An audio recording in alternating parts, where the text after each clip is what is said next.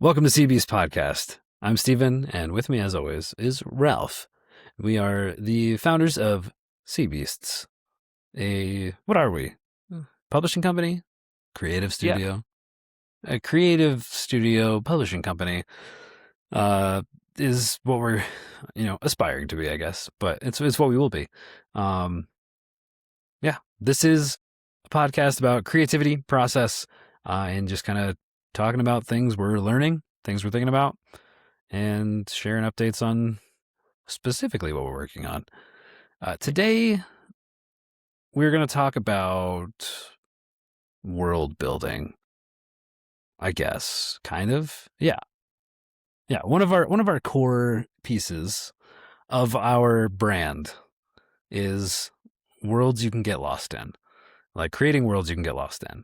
So the things we make, games, the books, the whatever content we ended up making, we want it all to feel like these deep worlds. Even my breakfast world with Wally, there's elements of world building there. And I want it to feel like a lived in world, feel established, and not just kind of surface level of whatever events are happening. I feel like there's things going on there. Anyway, so that's what we're kind of talking about. We're going to talk about like world building, and then a little bit about how other IPs and franchises have like done world building, some worlds that we like, and then how they've kind of adapted that world across different mediums and things there. So before we get into all that, though, Ralph, what are you wearing? Who are you wearing today, dude? Well, I only wear the best. I'm going to try to angle the camera. Yeah, okay. For those of you listening, Ralph is seductively leaning into the camera. No, we got some Sea Beast merch, everyone. I've got the T-shirt on right now, so if you can't see it, go check out the video. Ralph Yes. just showed off The his sweatshirt.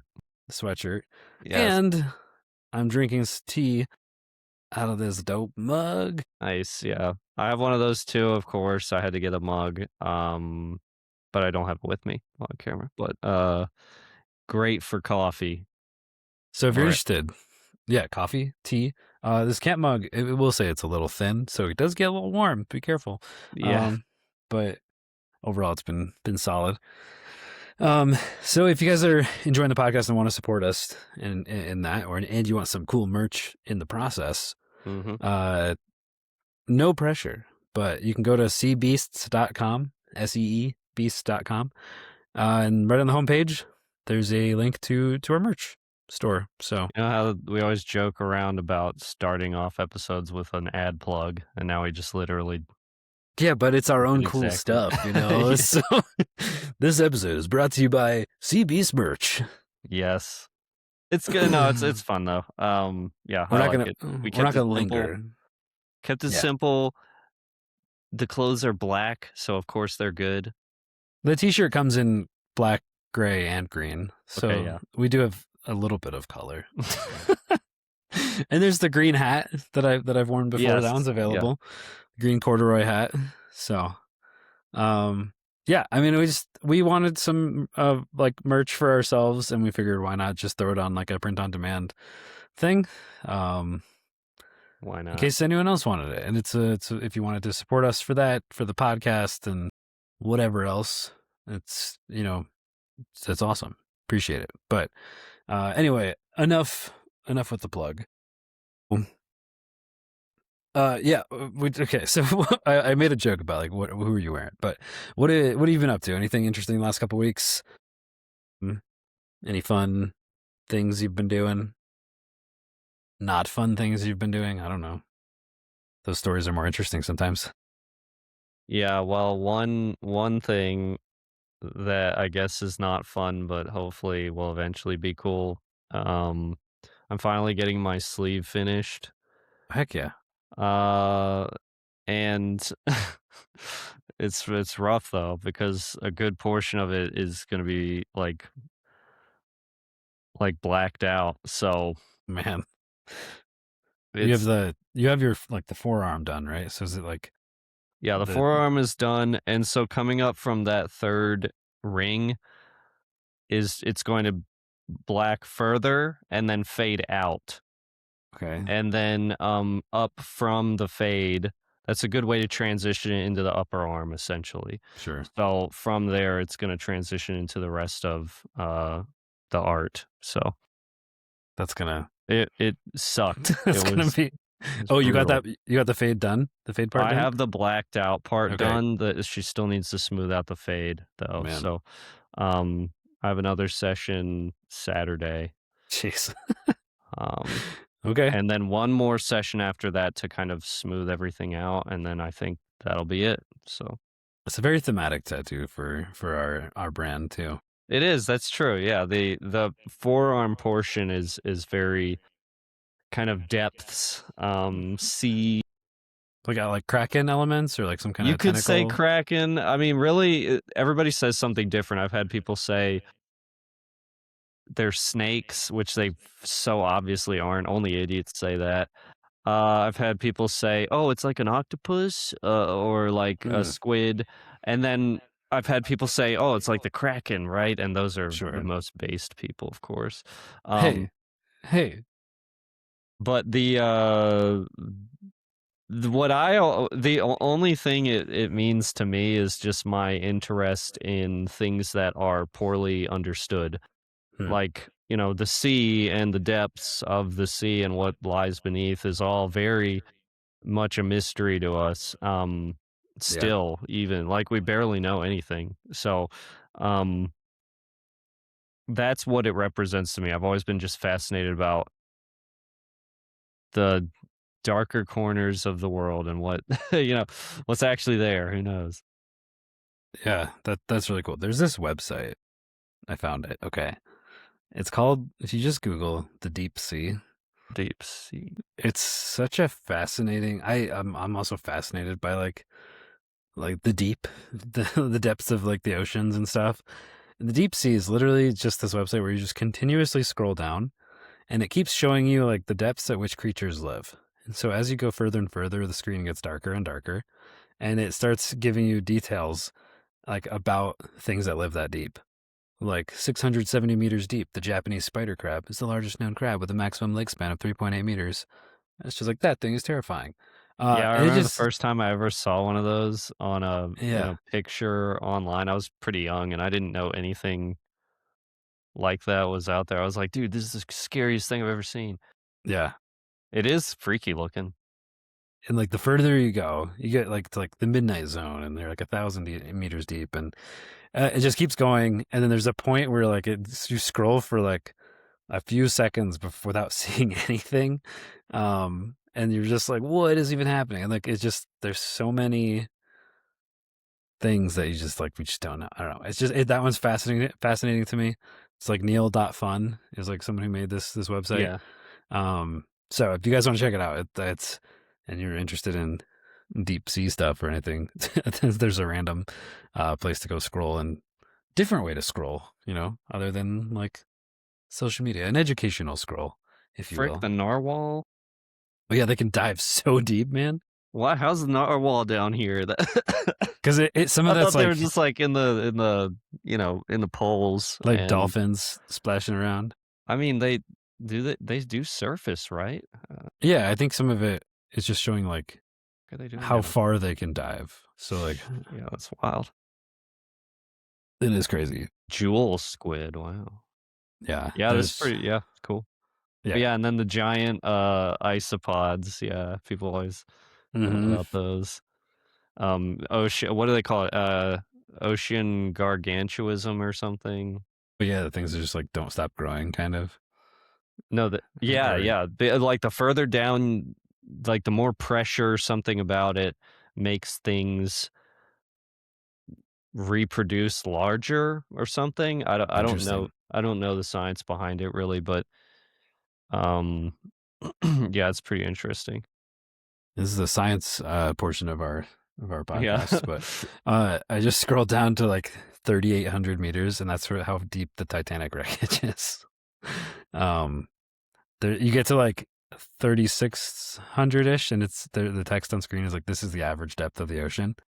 But then it's like, but in some places it goes deeper, much deeper, and The that's the zombie worm. the Titanic wreckage. Yeah, yeah, the Titanic. And then you have the abyssal zone, which is like near freezing. It's Yeah. crazy, man. This is nuts. And I feel like I'm only halfway down. Yeah, I'm only a bit, Oh my um gosh, it just keeps going. yep, I just found the Titanic. Deepest point of the Mariana Trench. Man, Do they have that one jellyfish that the one that looks like an alien? Or, like, it looks really horrifying. It's like it's got super long, um what are they called on a jellyfish? Are they just called tentacles? yeah, I think so. The comb jelly? Is that what you're talking about? Like the thing that's like super far down? No, wait, I don't know what It's you're like a saying. scary looking thing. Okay, I don't remember what it's called though. I don't know. Anyway, this has been a fun tangent, but Yeah. uh, Talk about sea creatures. okay, so Ralph's got a tattoo. That's what led us down this Yeah, that's this about all. this rabbit trail. Finishing out his tattoo sleeves. So that's cool, man. I think that'll look awesome when it's done. You'll have to send me a picture. Hopefully the pain is worth it. Uh, I but love the anyway, pain. yeah.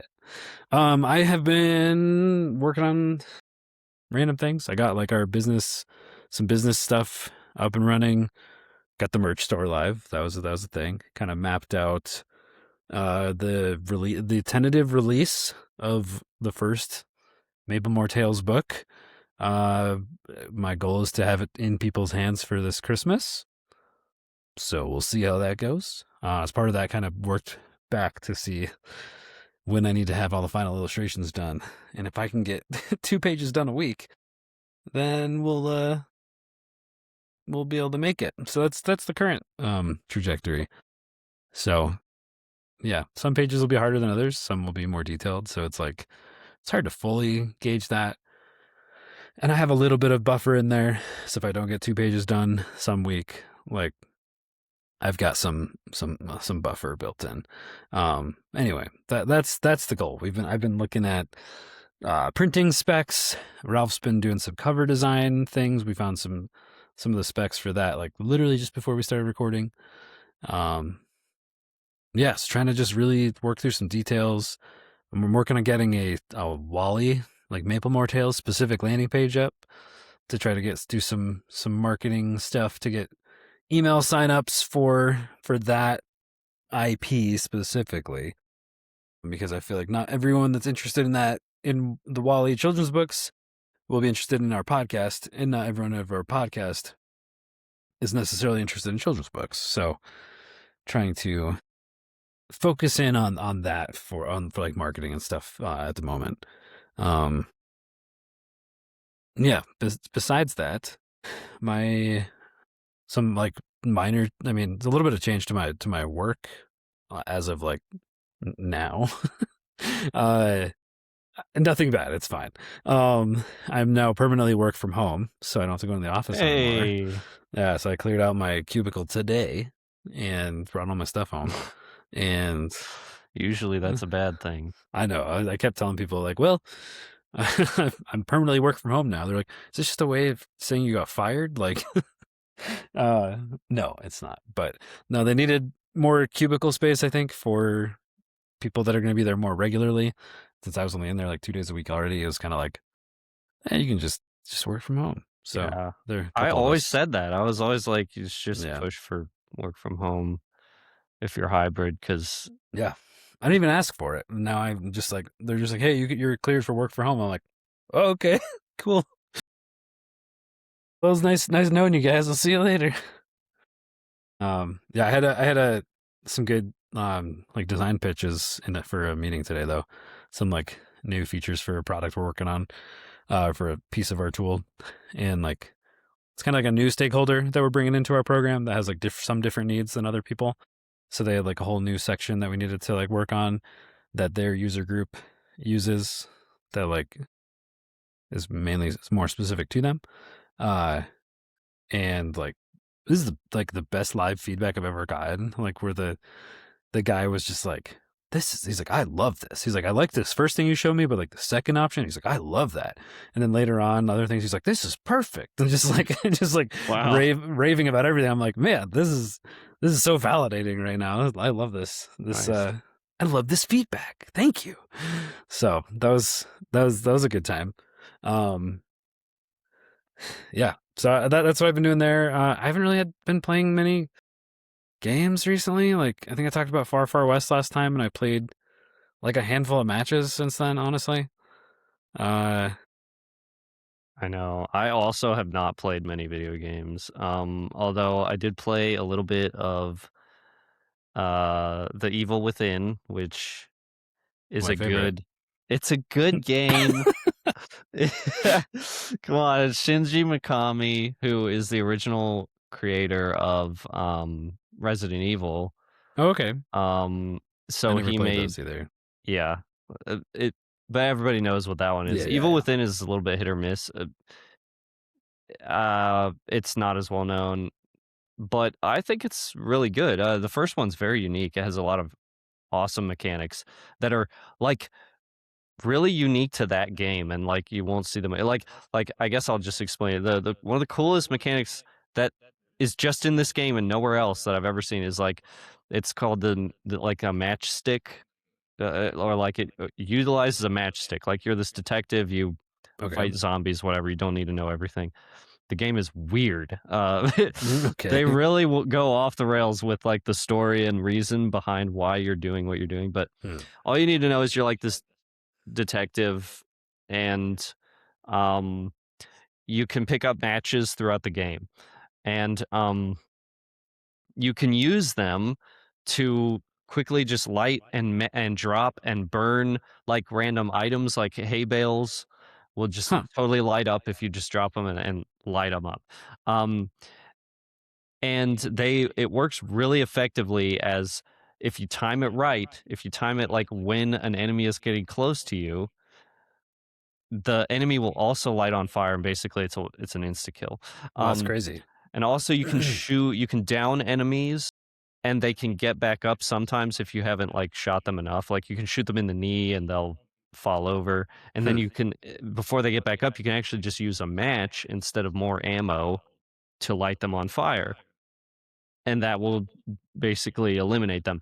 But if you time that with other enemies that are coming towards you, and you drop it at the perfect moment, you can also light the other enemies on fire and get like multi kills and With stuff. a So single match. with a one match, That's crazy. so like it's risk versus reward. It's really interesting. So like that's the game I've been playing. It's very unique, and if you're Hmm. a fan of like survival horror stuff, and you don't mind a game that doesn't take itself too seriously because it's pretty ridiculous, but it's a lot of fun and it's very unique, and you will remember it. Um, Yeah. so So, are there a lot of matches? Like, is that like a limited resource, or is it kind of like you find a decent amount of them? it's a limited resource, but you find a good amount of them, and you can even there's upgrades that you can get throughout the game, and one of the upgrades that you can like one of the upgrade branches that you can go down is increasing the number of matches you can carry.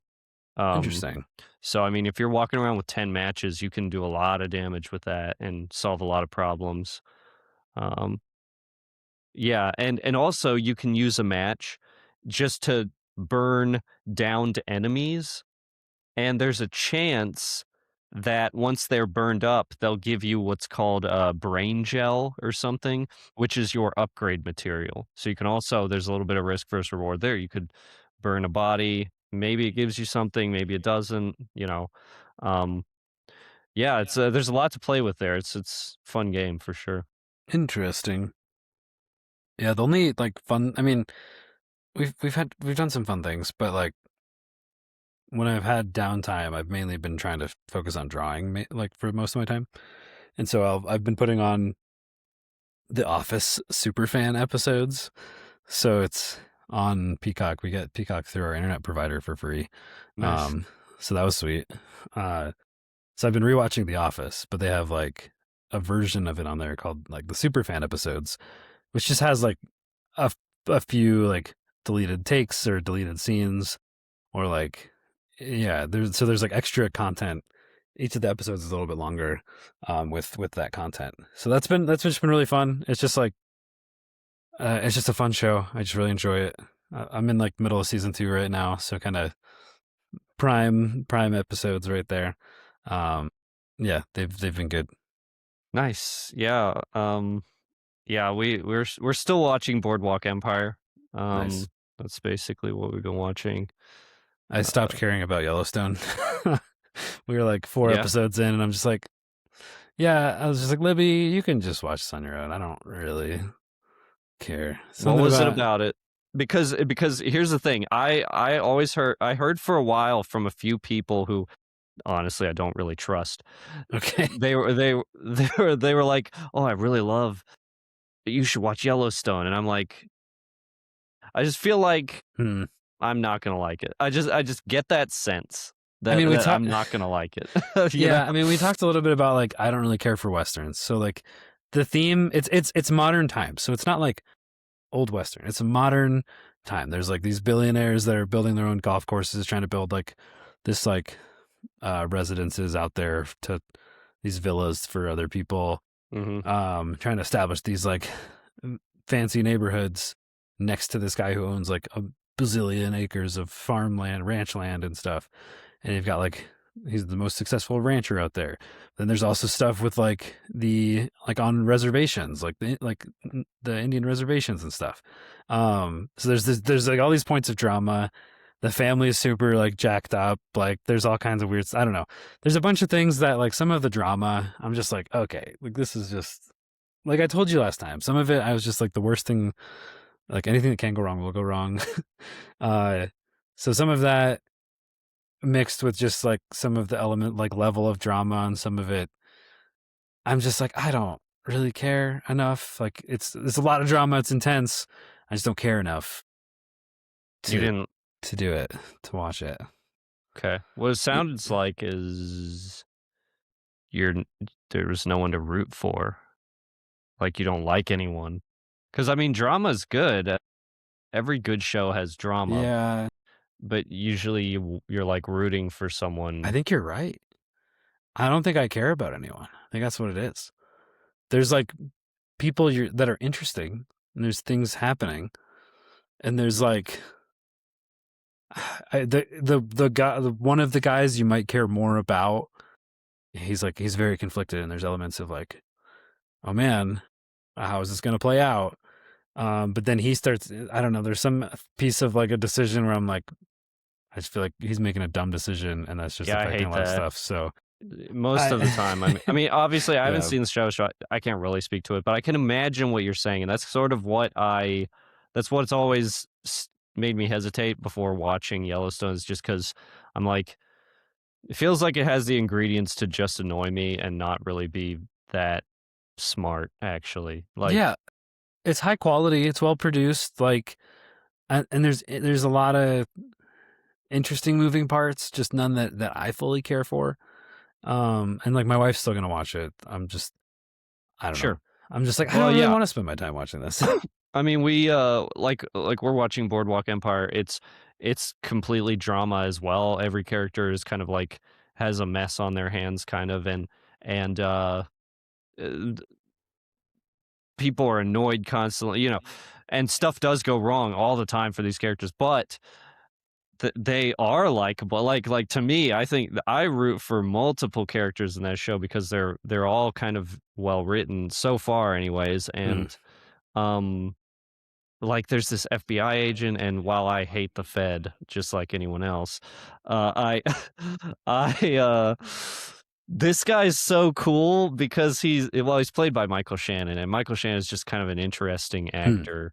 Okay. Um, he just has an interesting way about him, and he's so, like, principles driven. He has his own, like his idealistic way he looks at stuff, and you can just tell, but he's also got weird stuff about him, and so, like, that's just fascinating, and then Steve Buscemi is Steve Buscemi, so this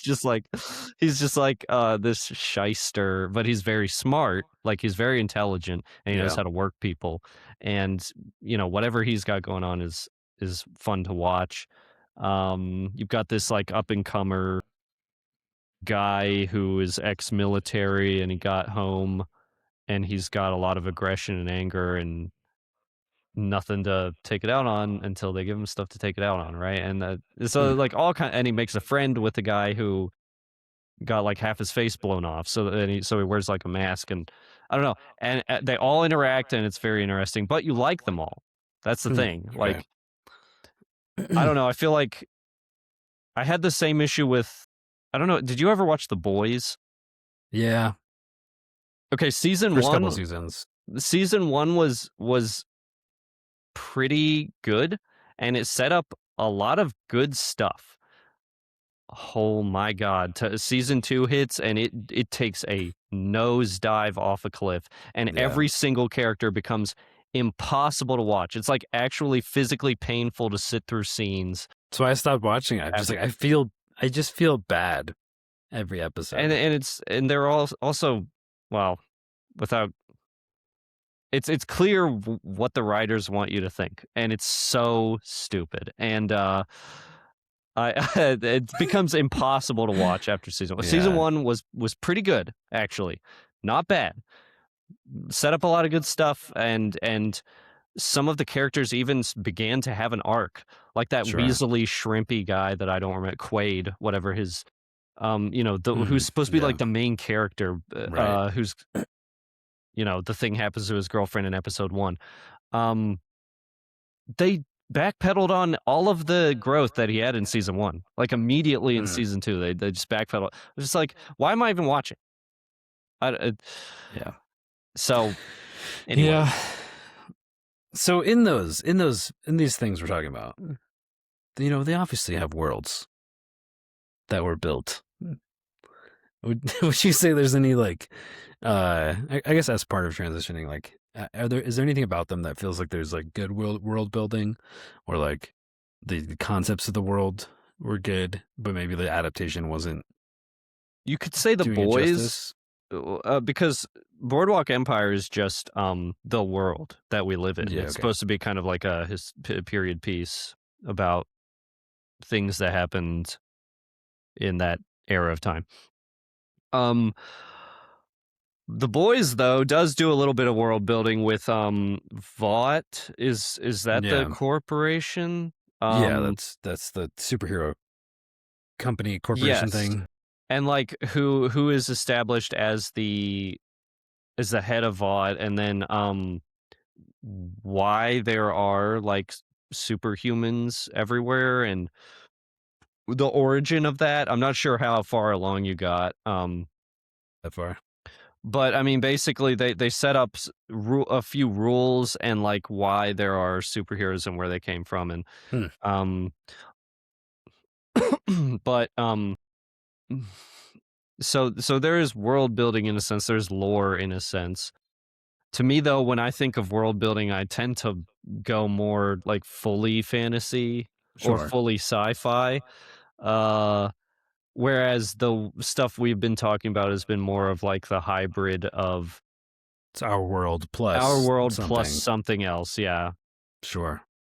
So I guess like if you're thinking about like whatever IP, or if you're working on something and like kind of thinking about um world building, like that is a path you could go. So I know there's some that's like if you look at what's like the genre called?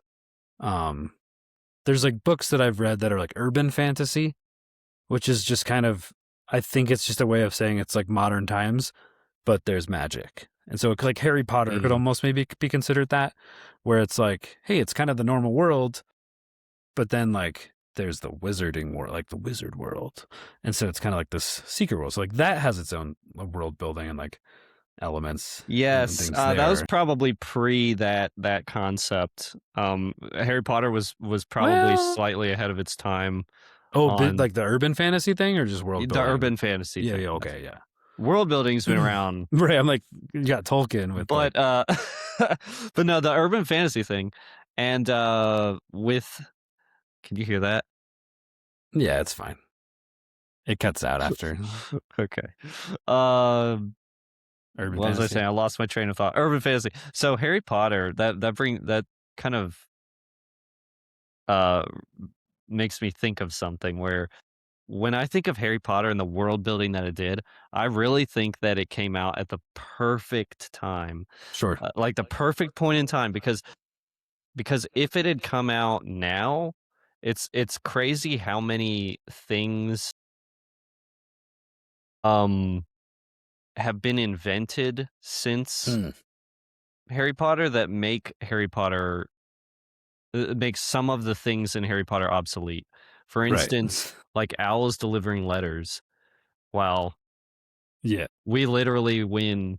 Like the modern Right. day has a much easier way to communicate, or like not flu powder, the fire in and you The go video messaging and the yeah, flip video out or messaging the like FaceTime, yeah, yeah. communication style stuff in Harry Potter that was done with magic now is all just essentially solved by a phone. So Right. I feel like Harry Potter came out at a really good time that could still be kind of thought of as something that's really novel and cool. Yeah, and I think it is part of its I mean, there's multiple things with the popularity, but I think part of the draw to it is because it doesn't have that level of technology, and it hardly introduces any technology. Like, Which is yeah, it's a I good think, decision. right. So I think there's an element of like it feels quaint. It has this like Yeah, yeah. this draw because it's like oh, it's like a foreign concept to us to like not have those like that technology, not have those things and that level of communication. Yes. Um, Yeah, it'd be interesting to see how that like if there was a more modern day version of it. And I'm not talking about like yes, I know Christmas is the new Harry Potter series launches. And I'm Was going to that watch actually true? yeah. I didn't know anything about um that. Is that done by, you didn't Rowling? know about this? Nope. Hold on a second. You have not heard that HBO is producing an entire Oh, series. the yes, I did. Yes, of course I have. Okay. But What have you been living under I a thought you rock meant over no, no, there? no, sorry. I thought you meant that there was gonna be, like, a new Harry Potter, like, Modern time. Okay. No. something yeah, like a new iteration of Harry Potter, like, even in a book form or That's what I something. started. That's I was like, it would be interesting if there was a modern take on it to see, not even a modern take, but like what that world would look like in this modern time. Like, because obviously they're like, oh, you can't use muggle artifacts, but like they make a, and there's like a flying car. Like, yeah. how much of Yeah, and even technology would they adapt? And like, well, yeah, it's I suppose you could just make a new one and set it earlier than the tech boom or whatever. yeah, You could just do that, that'd be fine. But also it's interesting because when Harry Potter came out, obviously telephones did exist, so I guess yeah, you just have to allow the premise and understand that it probably is better. Like, instant gratification clearly statistically is trash for the human yeah, being. Like, it's not a good thing anyways. So these kind of escapism style worlds are a good thing. yeah. But no, yeah, I definitely heard about the the new the new Okay, series. okay, good. And yeah. It's not what we're talking about today, but uh, Can you I, guess my opinion? I'm gonna watch it and I'm gonna see what happens. Uh, I saw the Man. trailer. I saw the trailer for the first like for season one. There was like a trailer released, and it felt so weird. It was like this uncanny valley. It felt like the first AI video stuff that came out. Whereas like, oh, like it's like Lord of the Rings, but as a Wes Anderson film. And they like make these weird AI generate like versions of the characters, and it's just like, ugh, like all these like weird slow motions and stuff. That's what these trailers felt like. Not in the quality of it, but because it's different actors and different people in such a similar style world that like the original Harry Potter movies were filmed in, that I'm just like, this just feels like an alternate reality version of Harry Potter with different cast. So it didn't like from the trailer, it didn't feel different enough to make it make sense as to why it's happening. Um, so Money. I mean, yeah, I'm gonna Although if watch they it really and wanted like money, they could have tried to make it good at all. You can literally tell by the marketing that it's gonna be garbage. I'm gonna hold any judgment until I watch it, and hopefully after a few episodes I can get used to these actors and as the characters and like see what happens. But if nothing else, for educational purposes and podcast content, I'll watch. I'll watch it. Um, Let me know. I'm not even gonna say I'm cautiously optimistic, like I said about like Rings of Power and stuff. I'm just going to watch it and see, and hope I get some level of entertainment from it. Um, I don't know. Anyway, that's a world that is interesting. Like the draw to that world is kind of the I mean, there's like the mystery of it, where it's kind of like our world, but there's magic hidden over here, and like there's all these things in each consecutive book or movie. You like learn new things about the world and meet new characters and new pieces. Um, and like as it went, I feel like there was more world building. Like, hey, there's other wizarding schools. Oh, cool! Like that's sweet. That sounds super interesting.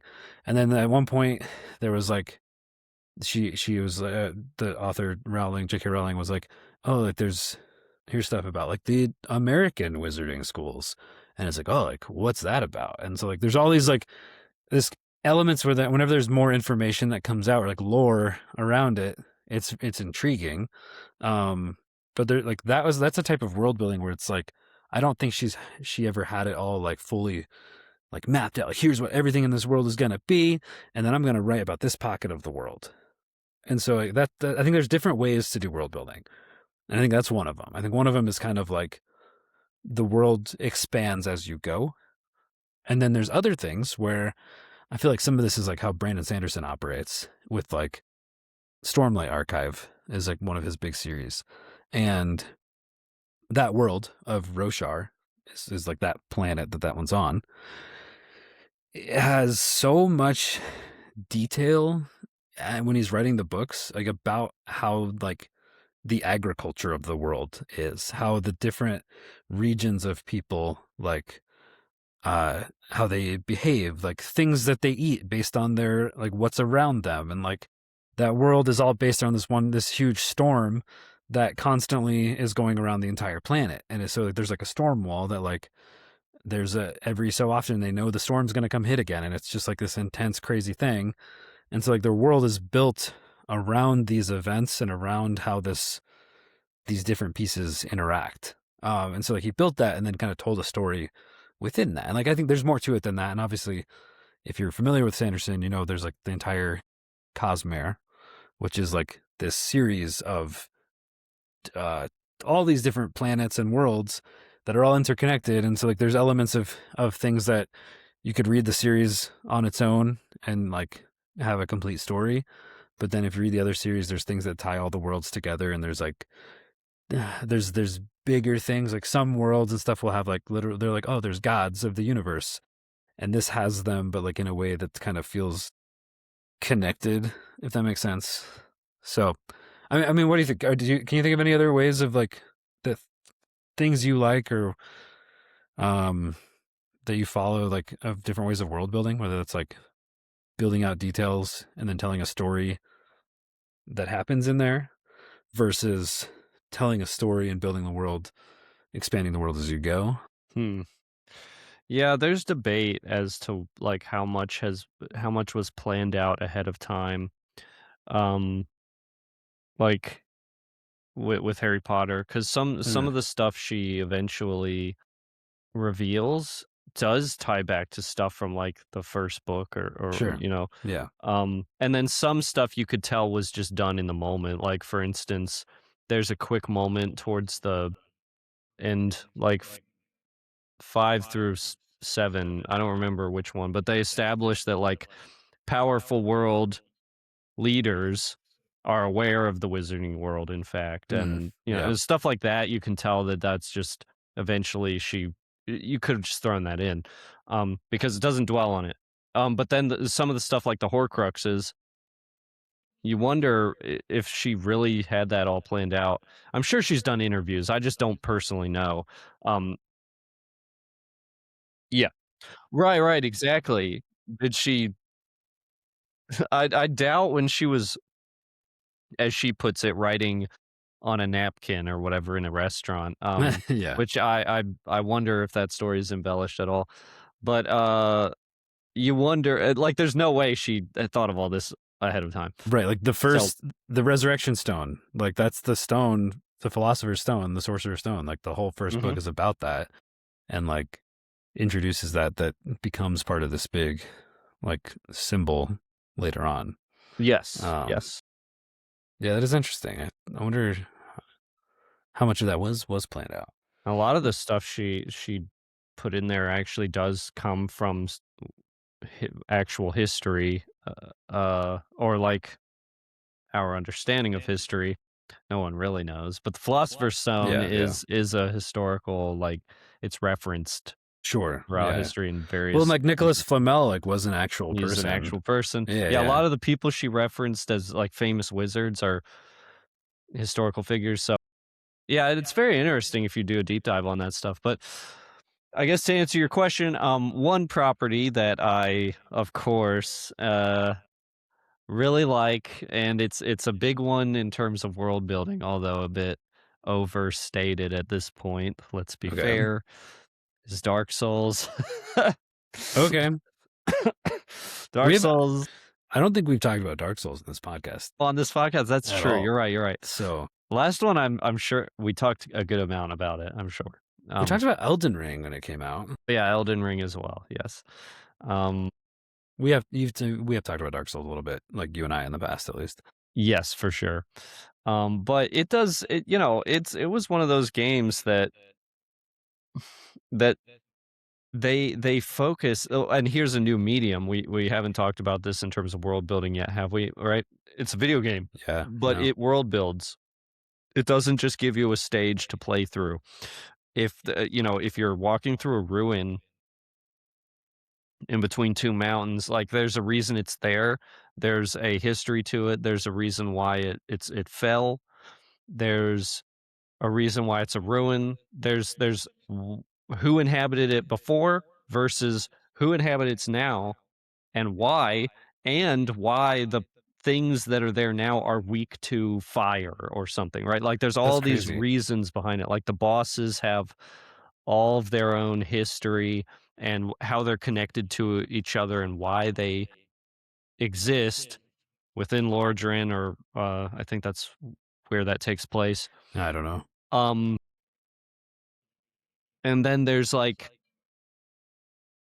where you start and how you get like how you progress through the game. You end up far above the starting area in it, like over a mountaintop into this place called An Orlando, and it's like a big expansive place. And then there's also deeper within the world that you end up towards the end of the game. Um, and it all interconnects.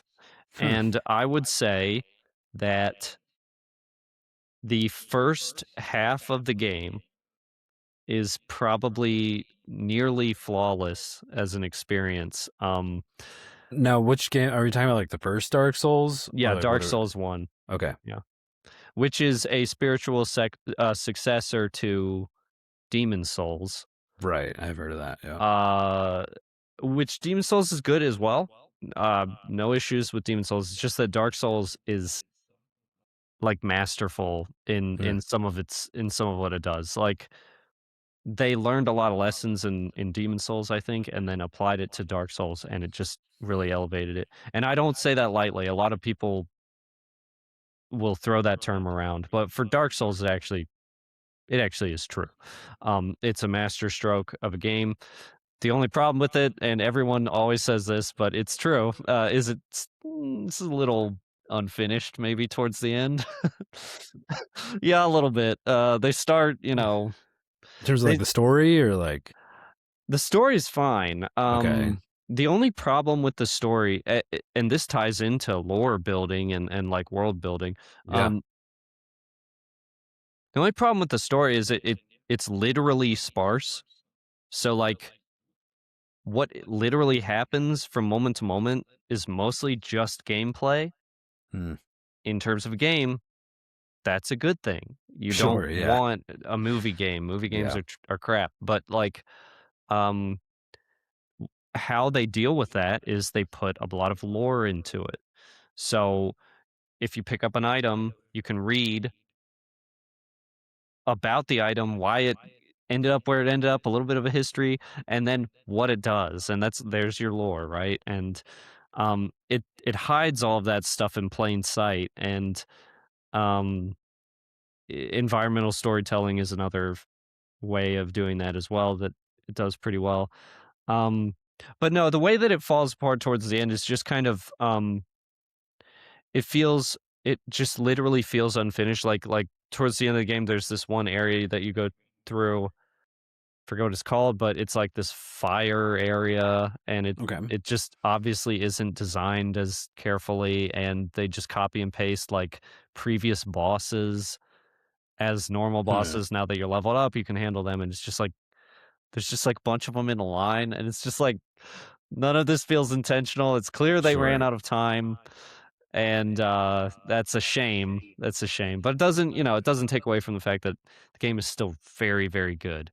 Yeah. Um, and it's super unique experience, and like a lot of people have memories of going through the game for the first time as your Yeah. first Souls like game, and it really is something you can't you only get that once, and Sure. I was lucky enough that my first Souls game was pretty much Dark Souls, and so I went through it all, the extreme frustration and then the extreme reward when you finally conquer something, or you, like, get Sure. through an area, or, like, you battle through something, you got, like, this much health left, and then there's the bonfire.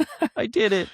And then you Nice. go and all of that stuff. There's so much in it. It's really well done. And So do you uh think that sorry, you go ahead and finish your thought there. no, no, I was gonna try to loop it back around to lore somehow. So Okay, so world building. Like does it feel like more like they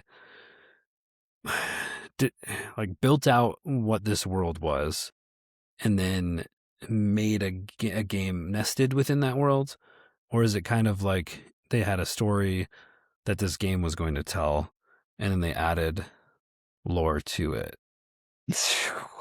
I don't know. I don't know Okay, how to answer that, because that's the thing, is this game is very rare.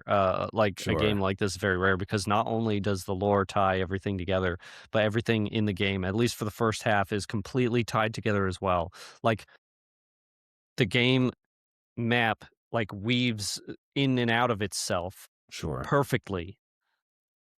Like you'll be walking through one area, you'll go down an elevator shaft, and you'll just like loop back around to this area that you were at like an hour ago. You're like, "Oh my gosh, I'm back here? Are Okay. you kidding me?" And then like I I imagine, I mean, the only way it could be done would be like I feel like they had to be considering the lore up front. So maybe like a hybrid where they like had like, hey, here's how the world's going to operate. But then in terms of this, and like this is history of the world or different things. Then in terms of the specific game, maybe like designing the gameplay and the loop and how it functions, and kind of like building in areas you travel through and giving them backstory that connects with the world that already exists. So I could see that being like they have like a core element of what this world is, and maybe pieces of it, and like the highlights of it, or even details of like specific areas. But then, they could probably you could always add stuff in to fit with what the game is doing as you go. Yeah. They the teams must have been communicating with each other, because Yeah, yeah, for even the sure. character design considers the lore. Um, and the animations, yeah, I mean, there's so many details. I mean, Sure. there's a reason it's so talked about, right? Yeah. So, um, Okay. All right. So here's a question I have for you then. So you and I, part of what we're doing with Sea Beasts is wanting to put out our own creations, our own like content, our own worlds and things that we're building. I I can talk to what I've done, in a little bit. You and I have talked about. I'm not gonna. We don't need to go into specifics. I don't want to give away any of your your ideas and your things, but like there's probably you've got ideas, you've got stories, you got things you want to do. But there's since I've known you for a long time, one of the biggest worlds you're building, or like a content you're working on, is this world that you had the idea for, and so you started. Yeah, when you talk about kind of your idea with this world, and then like there was it the world came first, and then you kind of had ideas for how the story where the story plays into from the world, or is it kind of like, oh, I got this like story arc and then it built out around there? Like what's like your process for other projects, or at least the one I'm talking about? You know what I'm talking about. You can be general. You don't have to get into details. Yeah, the one that the one that I'm working on, what came first for me was actually uh the feeling and tone. That's pretty much where it started for me. So like I knew kind of the feeling I wanted to convey, and one that I was personally interested in, right? Various inspirations had me think like, "Oh, a story like this would be really cool. Yeah, would it be done in this style?" And then I thought of like what I wanted, what I would have wanted the reader to feel, and what I would have wanted the reader to how they get immersed, you know? And I've actually done this since I was a kid. Like, when I was younger, I would play make believe. This, Yeah, I feel like a lot of us and did in some ways. but for me, it was never good enough to just play make believe in a vacuum, if that makes sense. Sure. I needed like a real story, like something to grab onto. So what I would do is I would start in my head with, okay, I want this to be sad, or I want this one to be super actiony, like lots of action. This one needs to be action. And then I would build reasons for why the action happened around it. So for this particular one, I almost took the same approach. I knew the feeling that I wanted, like, this needs to be raw, and it's definitely a dark fantasy.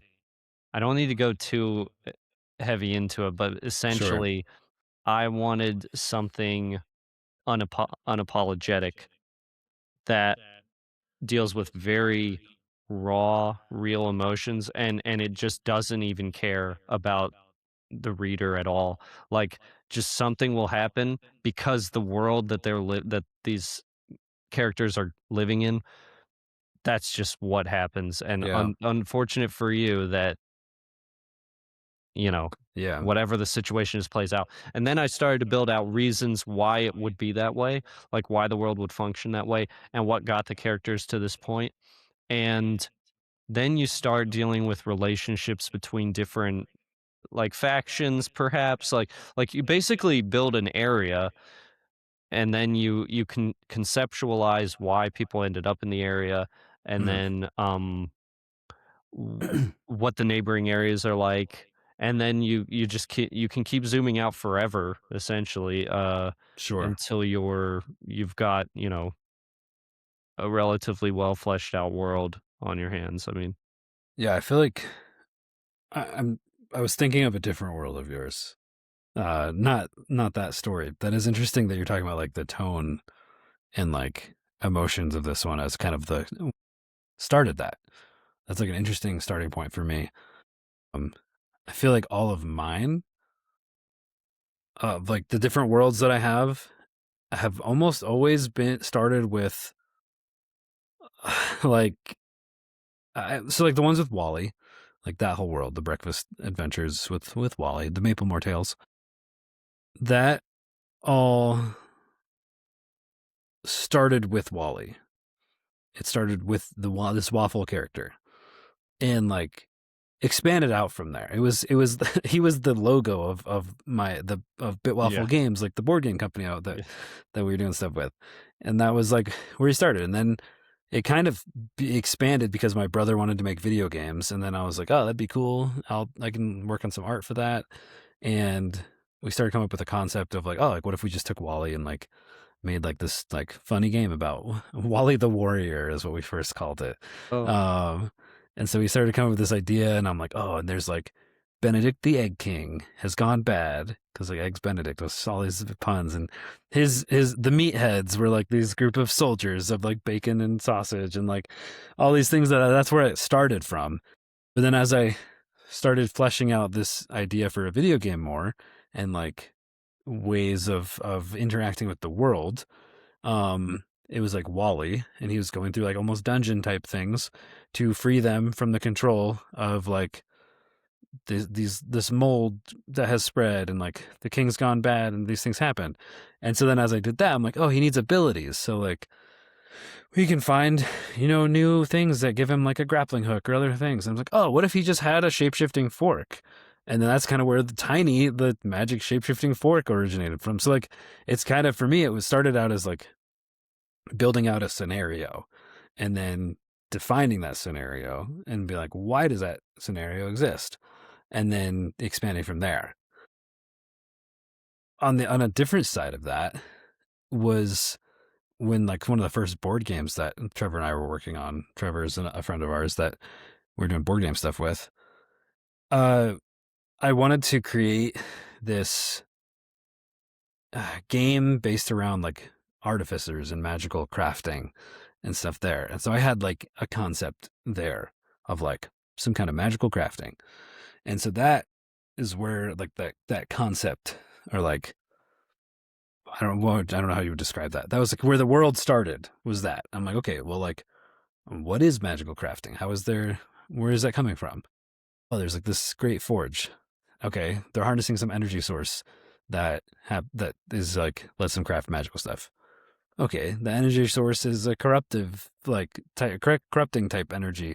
And so then it started building all this world until like to the point where I've then started detailing out characters and more of this world and how like this magical energy has interacted with this world, and how it's actually from, there's all this backstory and stuff that I've kind of like, oh, what if, and like start Hmm. going down these rabbit trails to flesh some of that out to the point where it feels like now it feels things have a purpose as to why they operate that way.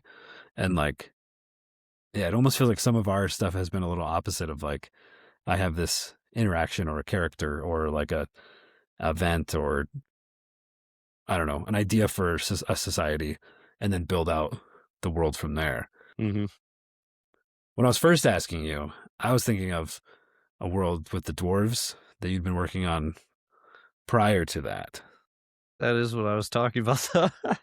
That's what you're talking about? Yeah, does that wait, what didn't sound like that then? Oh, What did I okay. say? Well, I guess no, I thought I was talking about more of like your kind of the idea we tossed around as like a graphic novel more recently. Yes, well, there's that one too. Maybe some of the feelings in that one are Okay. similar, but no, Okay. definitely what I was referencing was that one, Okay. because the feeling is still like hostile, it's Sure. like, Yeah, that's true. and why the dwarves ended up where they ended up, and why they want to take the march towards, Yeah. the goal, and yeah, all of that is related to that one. But it started with a Okay. feeling that I Okay. wanted to come across, but it does apply also to the graphic novel as well. That one was very much so a feeling as well. That one was Sure. more little lighter in tone, not as oppressive, Yeah. um, but still slightly ominous and serious. But maybe there's hope in that world, like, well, we'll see. We'll see what I decide. Yeah. No, that's cool. Yeah, so I mean, I guess there's no real like takeaway from this. It's just kind of like something where I thought would be an interesting topic to talk about, how we see world building, how we approach it. Do you think there's any caution that one should Man, take with world building? I think I don't know. I think it depends on what your goal is. Like I know people that have just gone into world building, not like as a career or anything like that, but they just like dive into like they have an idea for a world, and Mhm. then they just like pour into everything about the world. And that And just like, becomes the entire thing. yeah, which is Yeah. totally fine. If that's what you want to do, like awesome. I know people that have done stuff like that for like D&D where they're, telling stories within a world, and so like they create these stories, and some elements of the world might exist, but they can kind of like tell their own stories in there too. Um some of it is just like my brother has this idea for like a world that like he's started just building in, but I don't think he has like a story he wants to tell. He kind of has like a video game idea that he's messing with, but like he just has this idea for like a world, and like there's which if that's what you want to do, like that's fine. Like we even talked about like for your earlier idea with the dwarves.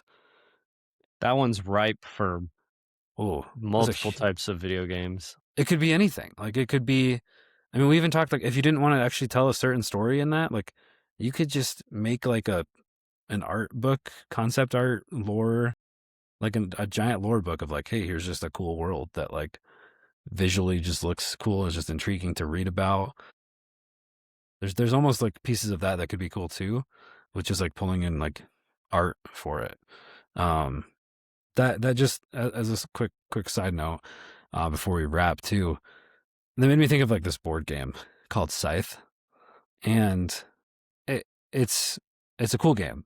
There's elements of it that are like uh, it could take a while, but anyway, like the theme of the world is super interesting, and it's almost like there's like mechs and robots, but set in like not like a Renaissance time. It's almost like an older time with like agriculture stuff, but there's mechs in there too. I mean, I feel like I gotta just like look this up. Um, like what is the theme of Scythe? Because it has a really interesting vibe. Part of that is portrayed um by the visuals. Like the visuals are really well done and they look great.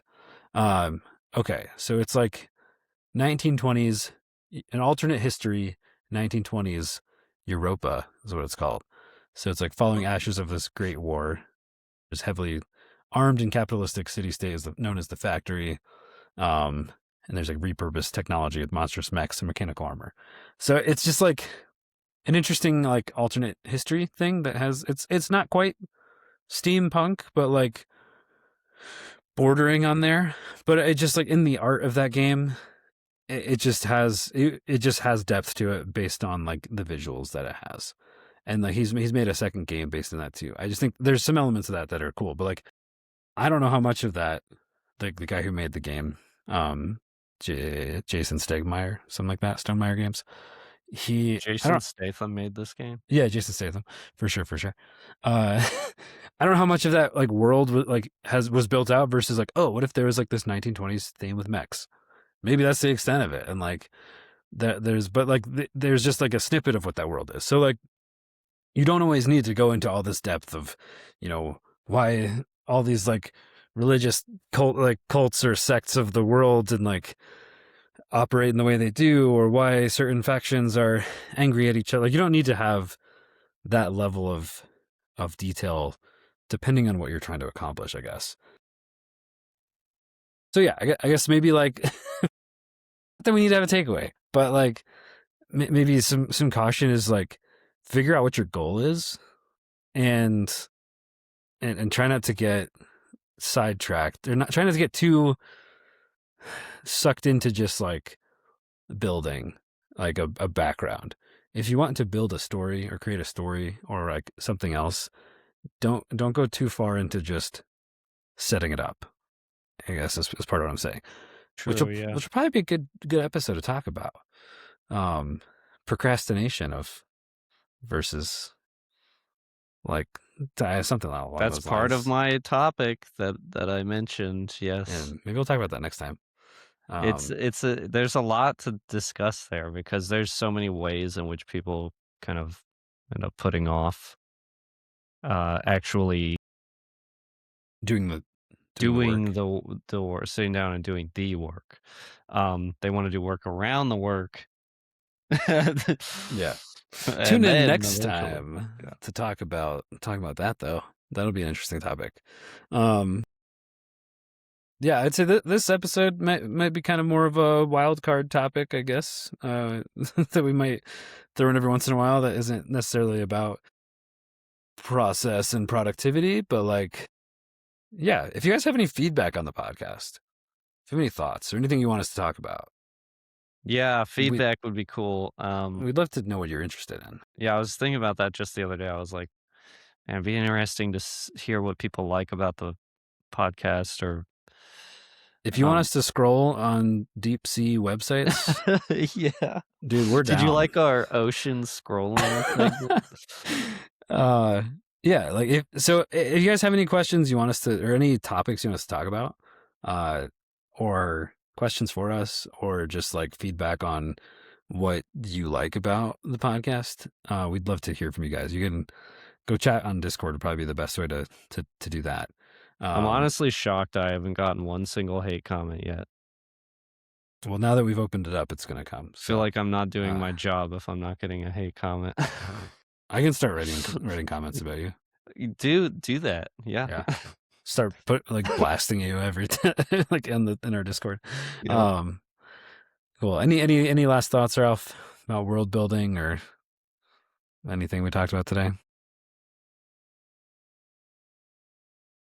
Yes, tying in with Okay, cautions, the sure. one that comes to mind for me would just be like, don't use lore or world building as an excuse to be lazy with the actual plot or narrative Mm, of what you're trying to like get across. Like I find sometimes people having just like lore or whatever, it's fine and good if you have a bunch of like reasons for why stuff is happening, but if your core narrative isn't engaging, then, that's not exactly going to make up for it. like if you had the world of Dark Souls and this dude's just like delivering cookies, it's like Right. that doesn't. Yeah, yeah. I mean, that with a So, lot of Souls likes, this does occur. People are like, "Oh, I'm gonna make this world," mm, and they put all this lore in, and they're basically just ripping off Dark Souls. But then they also don't have the substance to drive it home, and you end up with kind of sure. a bland story that doesn't matter that much, that ends up being just subpar to what FromSoft would do, you know? Yeah, So, sure. careful with that, just careful. Yeah, Make sure that your idea beyond world building can exist, The world building should be set dressing. It shouldn't be the only reason to care about the world, you know? yeah. No, that's good. All right. Well, it is all the time we have for this episode, guys. Thanks for hanging with us. Thanks for tuning in. Like I said, if you do want to chat or anything, see updates on other stuff, go join our Discord. The link is at seabeasts.com. seebeasts.com. Yeah, SEE. SEEBEAST. But we are gonna introduce a landing page. dot com. Oh my gosh. We we are going to add a page on our website that is Sea Beasts, and it's spelled SEA Beasts, and it's Oh, just yeah. going to be a scrollable of the ocean with fish in it. But mythological creatures, maybe. Yeah. We'll make an alternate version of that guy's site. Yeah. Cool. All right. Yeah. Thanks everyone for being here. We'll see you all next time. Yep. See you guys. Bye.